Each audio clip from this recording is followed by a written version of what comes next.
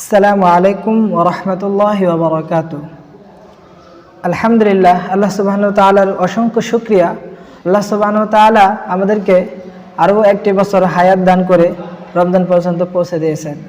রাসূল সাল্লাল্লাহু আলাইহি ওয়াসাল্লাম রমজান আসার 2 মাস আগে থেকেই রমজান মাসে যেন তিনি পৌঁছতে পারেন সেজন্য দোয়া করতেন। তো আজকে ইনশাআল্লাহ সংক্ষিপ্ত আলোচনা করব মাহে রমজান নিয়ে, রমজানের ফরজিয়ত এবং ফজিলত নিয়ে ইনশাআল্লাহ।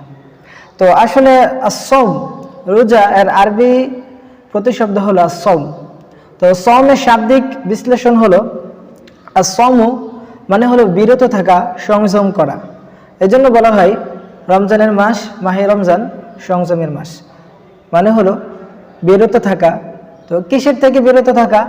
শুভেচ্ছা থেকে পর থেকে নিয়ে সূর্যাস্ত পর্যন্ত পানাহার ও স্ত্রী সহবাস এবং যাবতীয় পাপাচার থেকে বিরত থাকাকে শরীয়তের পরিভাষায় রোজা বলা হয়, এটাকেই আরবিতে সওম বলা হয়। তো আমরা যদি আল কোরআনে দেখি, রোজা ফরজ করা হয়েছে।